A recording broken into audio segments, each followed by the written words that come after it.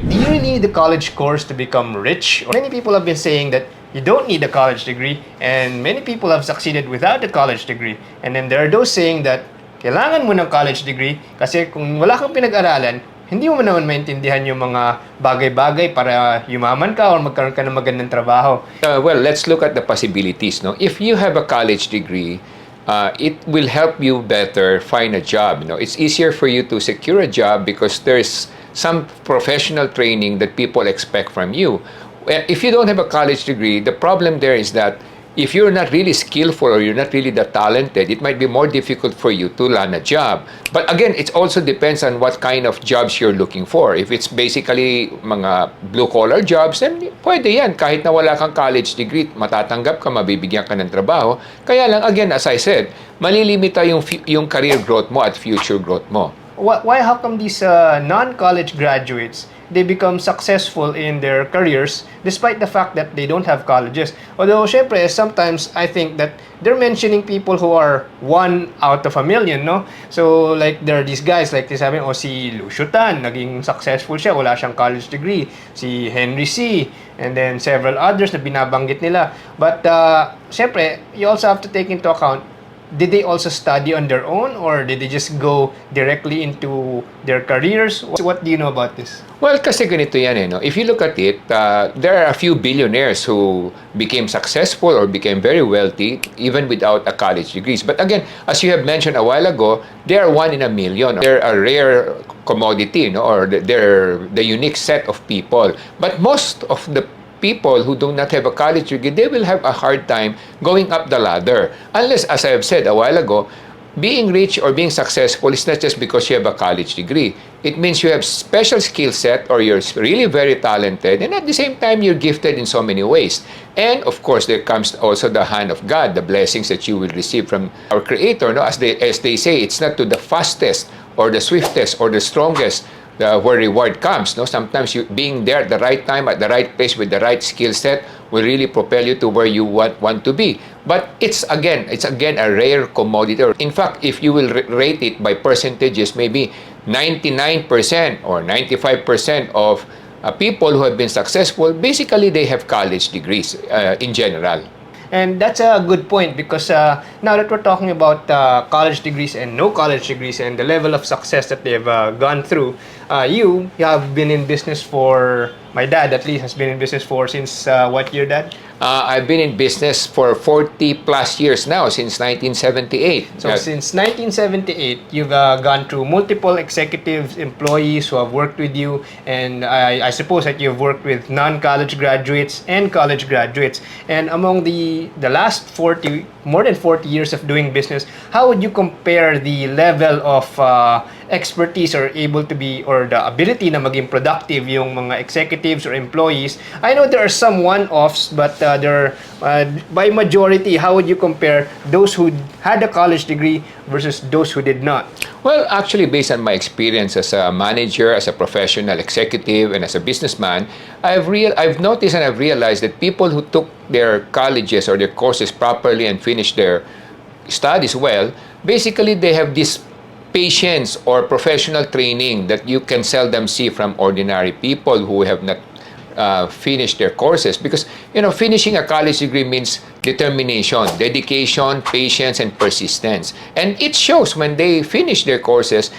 Basically, I would say, based on my experience, around 90% to 95% of those people who have finished their college courses are more determined, more patient, more persistent, more organized, and more professional in dealing with others and people. Basically, because they had the training, and at the same time, they have the exposure of being exposed to people who are really trained as well. So there's this called the peer or social influence too that really affects a person's way of doing things. No? On the other hand, those who did not finish their college courses, there are very, very few indeed, maybe 1 in 100, no, that you can say are really organized and trained and professional and patient and persistent. So it's really a handicap for you if you do not have a college degree, especially when you work with companies and entities that are very progressive and very professional and very international.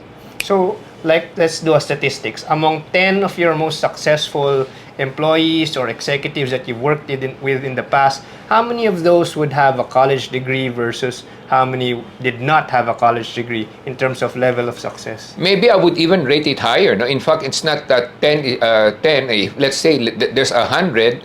I would say maybe 5 would be more or less without college degree, but 95 of them who have college degrees would be rated as professional and as reliable and trustworthy. So it would be 5%, most like more or less by base my own calculation.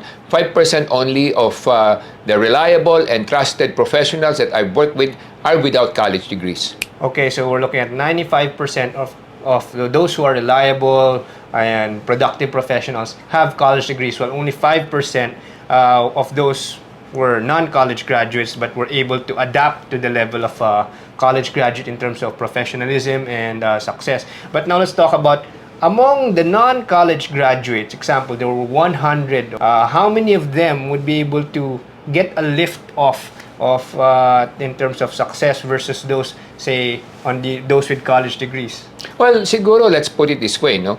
If you look at the totality, because normally people would compare themselves with Henry C., even without college degrees, of course, even if they didn't finish their college degrees, and like Lucio Tan. But Lucio Tan, I think, finished his college degree. But there are a lot of wealthy people who did not have a college degree. But again, they are the rare commodities, as I've said a while ago. Even in the US, no, you have Bill Gates, you have Mark Zuckerberg, who became billionaires without finishing their college courses in Harvard. But again, they are one in a very, very few amongst commodities, no? So among successful people. But if you look at the Fortune top 500 CEOs, most of them, I would say 99% of them have college degrees. So same here in the Philippines, the same, more or less the statistics is the same, no? So those people with college degrees, normally they have a very high chance of getting better or having a better life and better career, better professional and better income.